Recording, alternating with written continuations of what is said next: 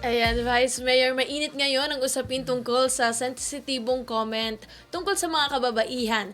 Kayo po sa inyong personal na karanasan, na-offend na rin po ba kayo sa comment ng kapwa nyo opisyal, kilalang personalidad, celebrity o kapamilya? Well, I already said my statement about that. And I've corrected them. I mean, at least in Manila, nakita nila nagpumiglas yung babaeng leader nila doon to symbolize na pag kaya nangyari sa inyo, tumulak kayo.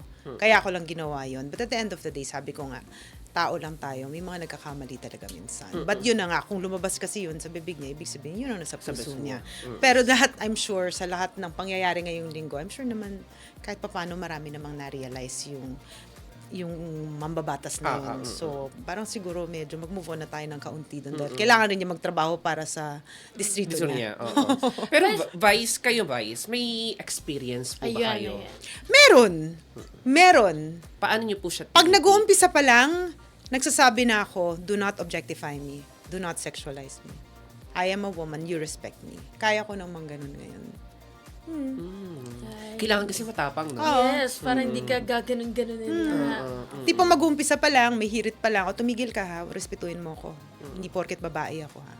Pero sa SOCMED, Vice, Ayan. paano natin natitake or paano po natin inaano yung pag nakakatanggap tayo ng mga pangbabash? Ay, alam mo, lagi sinasabi ni Yorme, get rid of toxic people. So kapag may mga ganyan, sorry, block ka na. Ito You talagang don't respect nagbabla. me, you don't respect my page. Bababuyin mo ako dahil babae ako. Okay, bye. I'm not even going to read it. It's not worth my time.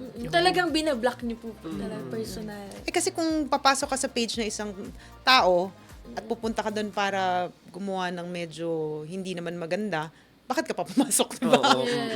So parang kumbaga, hindi pala maganda ang tema ng pag-iisip mo, di babay na lang muna. Oo. So, pati po sa mga ibang issue about na nababash po kayo, ganun lang din. Hindi naman. Yung iba naman, kailangan sagutin. Kasi minsan kailangan i-clarify.